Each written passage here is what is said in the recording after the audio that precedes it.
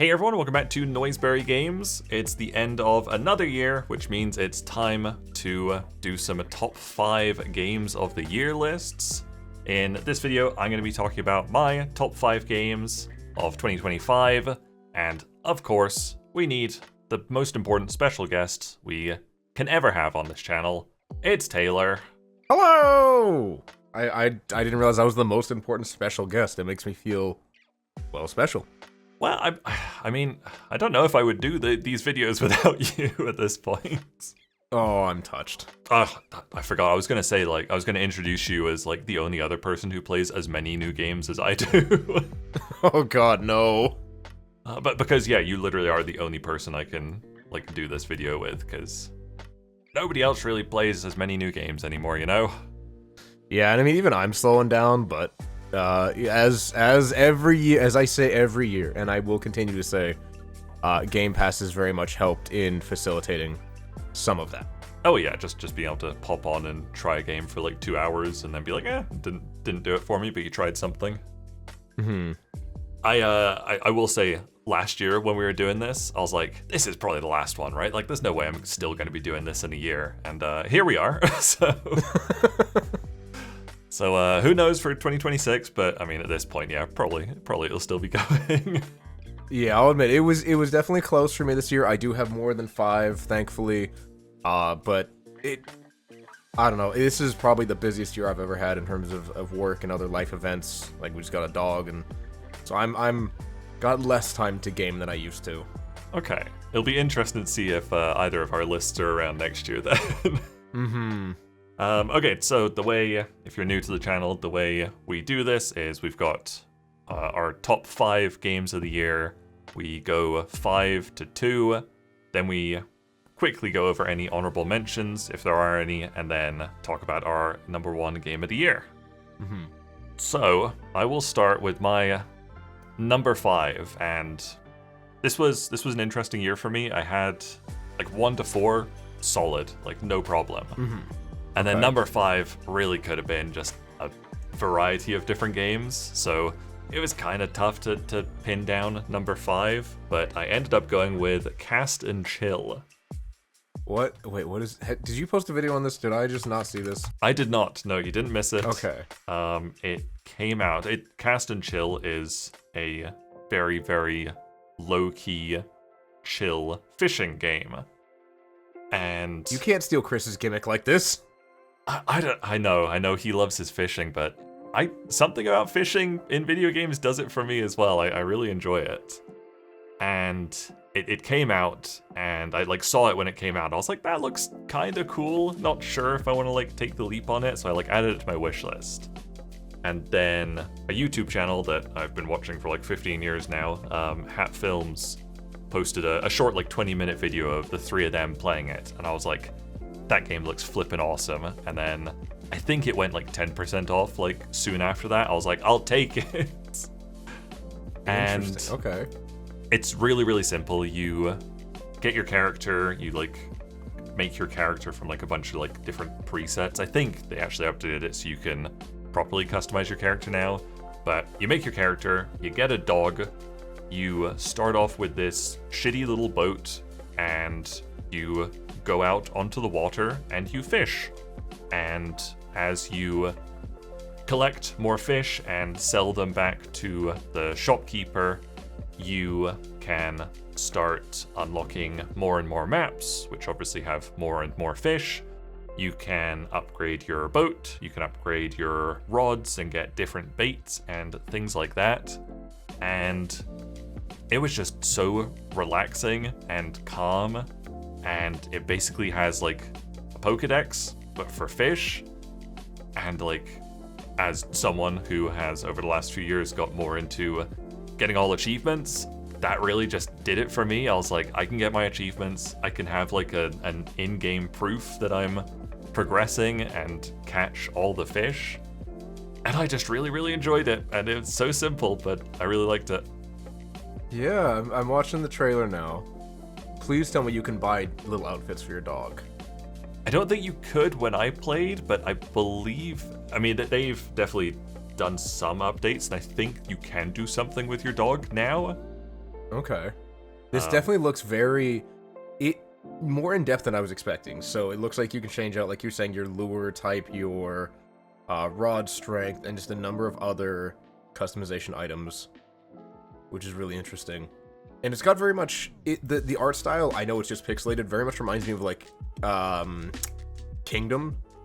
yes. Or, no, what's the one where you go side to side? Like Yeah, side Kingdoms, New scroller. Lands and stuff. Thank you. Yes, that one. It's Yeah. very reminiscent of that. Just looking at the screenshots. Yeah, you're right. Like, kind of like low fidelity, but like it looks really nice. It's a really nice pixel art style. Mm-hmm. And yeah, like, but multiple fish come in different sizes. So like, some of them are, you know, you can only get them in like extra small or small, and then some of them you get in like small, medium, and large. So you have to like choose the right fishing rod and the right lure in order to get them. Yeah, it's just very satisfying to collect them all. Interesting. Apparently, there is now a co-op update. I did see that, yes. I think local co-op only. I have no idea. But yes, I think there's actually a new map, like a new region that's just been added as a free update, so I do have to go back and get my last 3 achievements now because they added some more. Well, apparently there's a DLC planned in June of 2026 called Cast and Chill Eastern Winds. Yeah. And yeah, like I think the DLC's been announced like since it came out, and I'm like, if they're adding like free levels, how is it going to take them like 8 months to to add the DLC? Yeah. Kind of strange. It looks like it looks like a lovely game. Yeah, it's really nice. Perfect for me. Perfect game for listening to vinyl records. For you, perfect like podcast, YouTube game, something like that. But yeah, it's really fun. Oh, and you can even go ice fishing?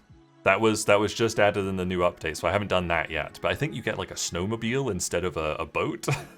Yeah, you get a snowmobile, you dig out into the ice, and then you can... Okay, I see. So I haven't done that yet, but I will do that at some point.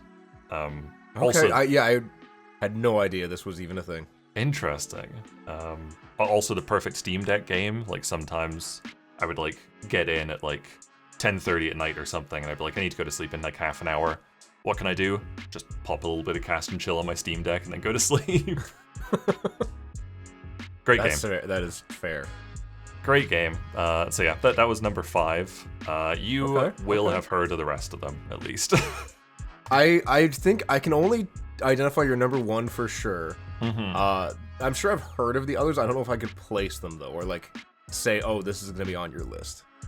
Because I feel like this Possibly year, not. you've been less. I don't say obvious. Obvious is the wrong word, but like less communicative of like what you're playing or like what's really gripped you.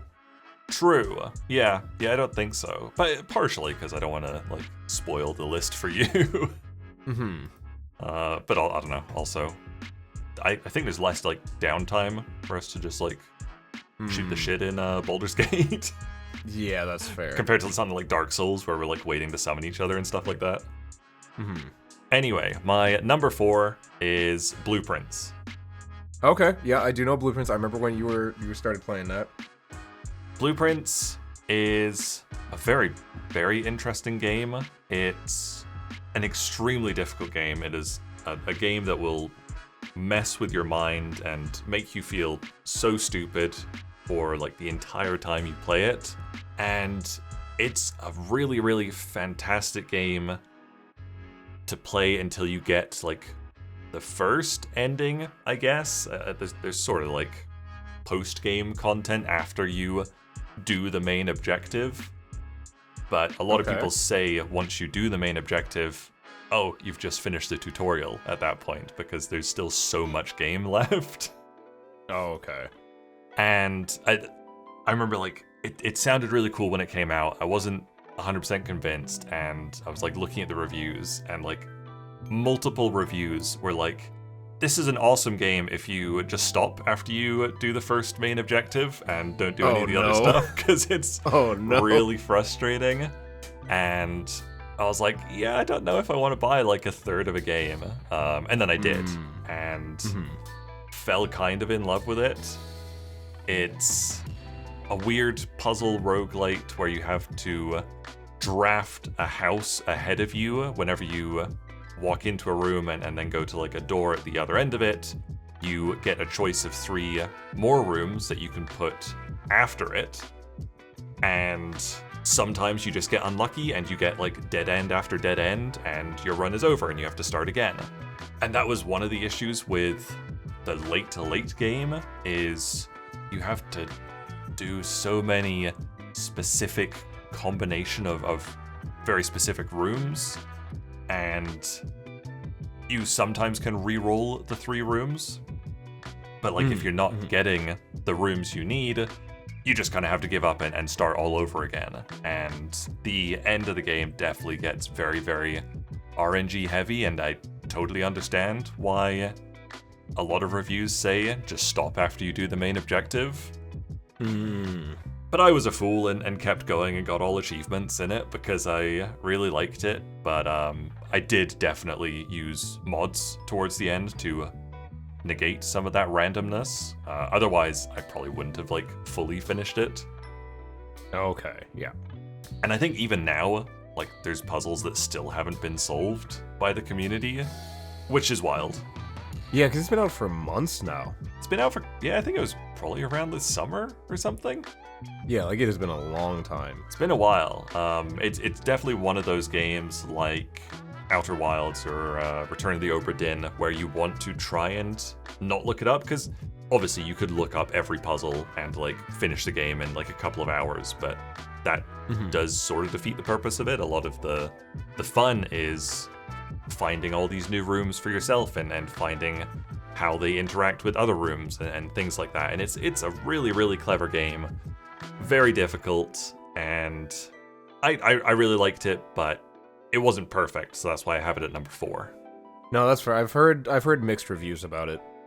Yeah, mixed is probably right. Like, yeah, the first like 10 hours are like fantastic, and then yeah, it does get a bit too I am very smart. Okay. Like a lot of the some of the later puzzles I tried to solve everything without looking stuff up. I had to look up some of the later ones, and I was like, I don't think a human would ever think of this. Gotcha. Okay. Yeah, interesting game. Yeah, don't like those ones where they kind of, you're almost shoving the intelligence like in your face. Yeah, like they're some of them are just so obscure. You would probably like sometimes you couldn't even like conceive of it even when you're looking at the answer. Got it. Okay, I see. My number 3 game is Atomfall. Okay, how very British of you. And the Britishness is really what sold me on this. This was another game that came out, and I thought it looked really cool. Pretty expensive. It wasn't really a game that I wanted to take the plunge on without knowing for sure I would like it. Yeah. And then I think I watched like a Digital Foundry like tech analysis video on it, and like their videos are always in like 4K, and I was watching it on my 4K TV, and it just like starts and you're like in like this beautiful northern England landscape with like the telltale red British phone box, and I was like, this looks amazing. I want to play this game so bad. Oh man, yeah, I did not. I played through the game like 99% of the way, got to like the final area, and I was so done by that point, I could not finish it. Really, I got all achievements. So it is very much a fun game in terms of it's not quite hardcore, but it's more, I guess, hardcore for lack of a better term than like Fallout has become. And it is, yes. It is very British themed, which I have an outside understanding of. I'm sure it's much more real for you. But it was so stealth focused and kind of a little too stealth focused for my taste. And when I got to that final area and I was dealing with robots and turrets, I was just so frustrated, so annoyed by it. I was like, I can't finish this. But I did get to that point. And yes, I was still kind of on the fence about it, but I was like, no, I don't want to. Like, I enjoyed my time up to that point, but I was like, I don't want to finish this. Interesting. Yeah, I had to play through it like 3-4 times to get all achievements. Oh, wow. But like the later playthroughs, you literally do in like an hour or two. It's super quick.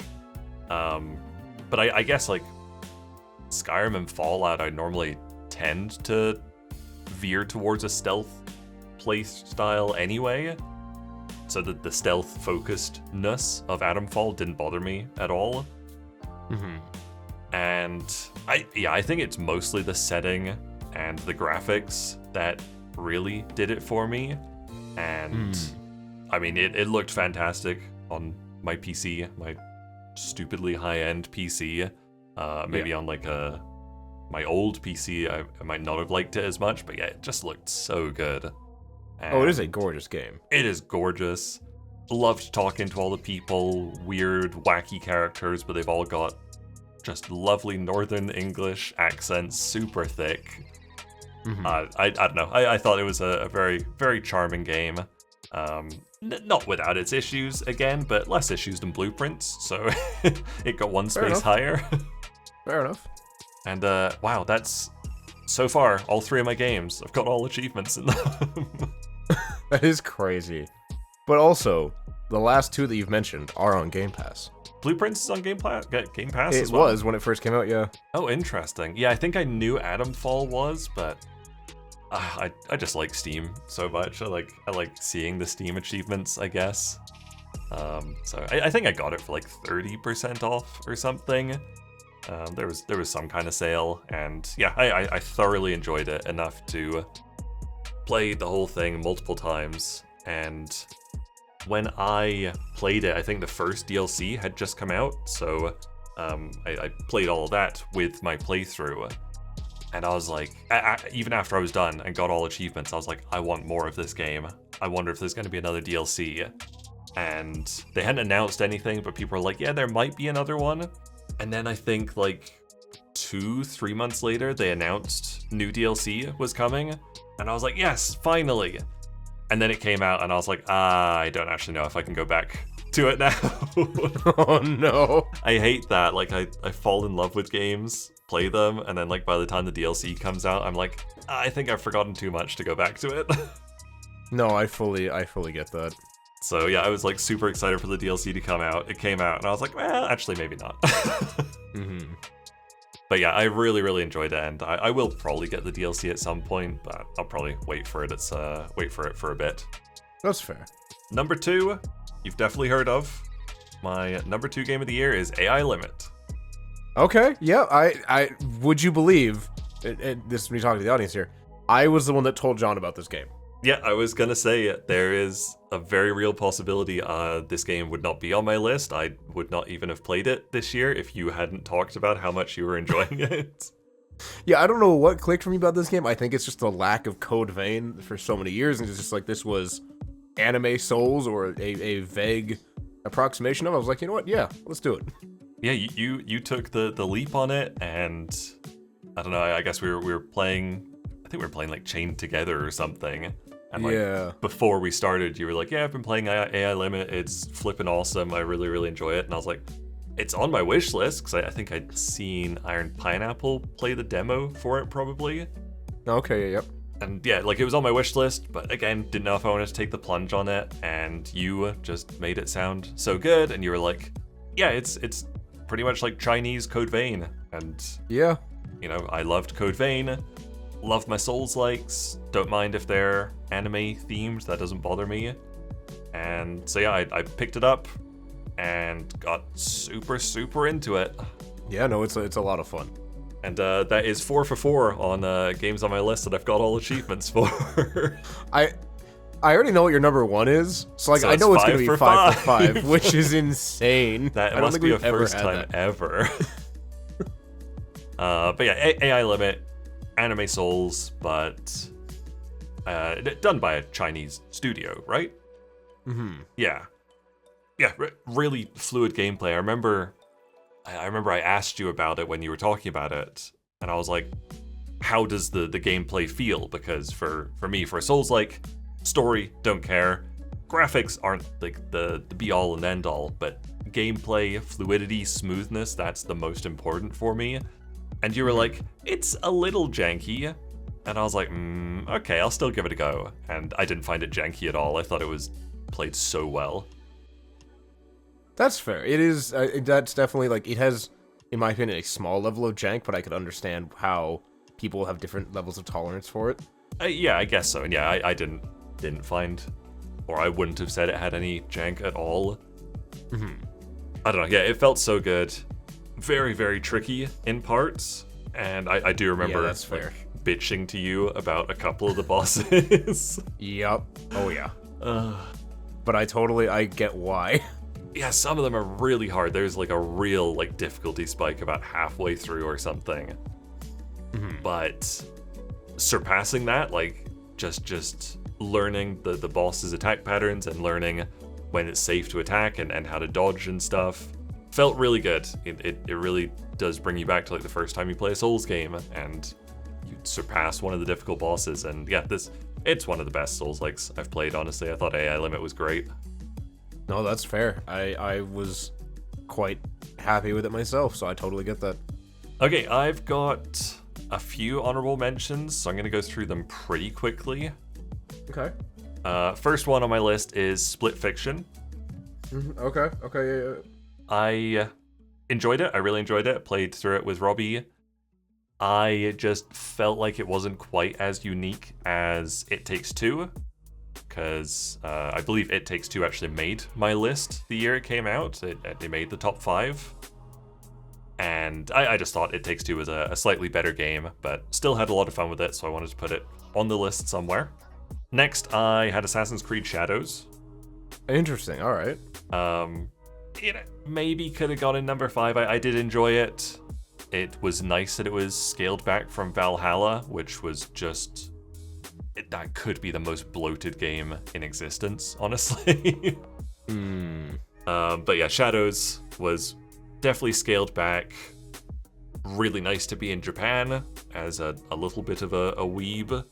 I enjoyed that. Yeah, really enjoyed the game.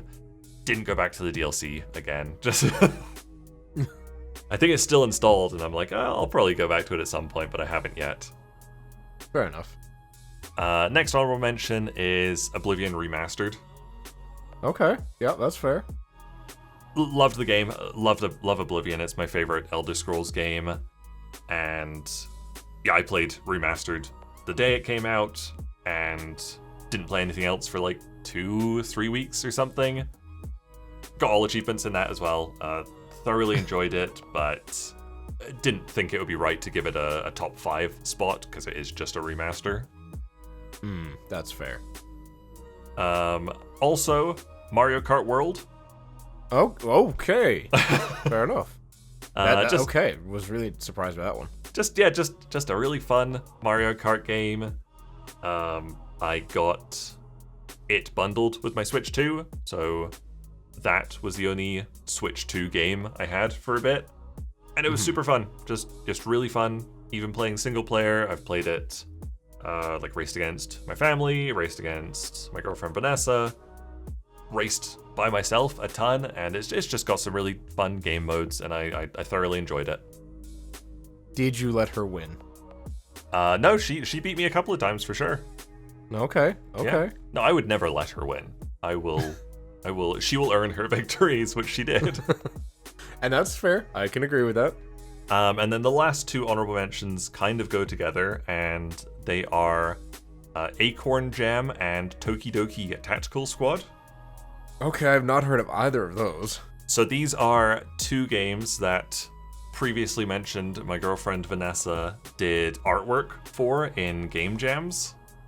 Okay. So they're both visual novels, and in Acorn Jam she did art for one of the characters, and for Tokidoki Tactical Squad she did the key art, which is the artwork you see when you go to their itch.io page or the main menu art.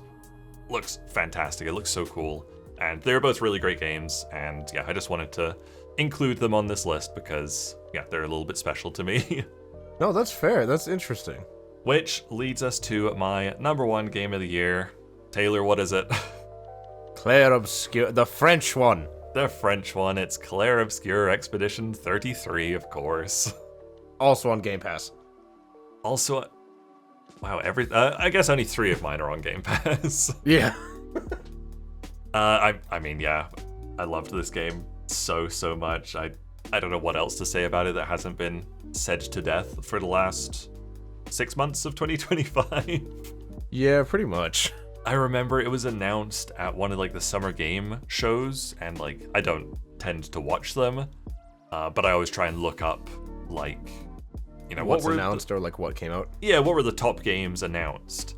And I think I saw like one screenshot of Clair Obscur, and I was like, oh, that looks like it's gonna be really good, because it just kind of looks like Persona mixed with, I don't know, just a more realistic JRPG. It had like the flashiness and the UI kind of a Persona game, and I was like, phew, new JRPG, I'm in.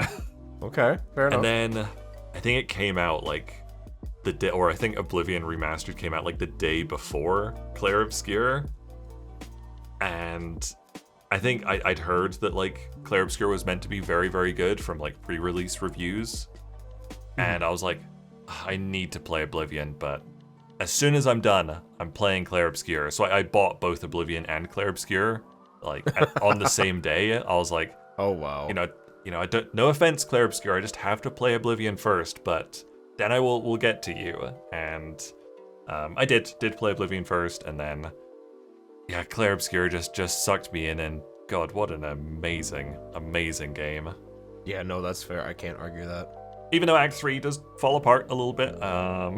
Yeah, that's fair. Yeah, the first 2 acts are like practically perfect, honestly, and then yeah, Act 3 is not as good, but that's still not enough to bring it down.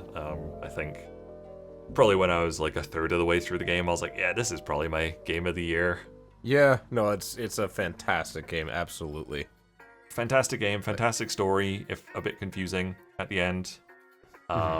Amazing characters, amazing music.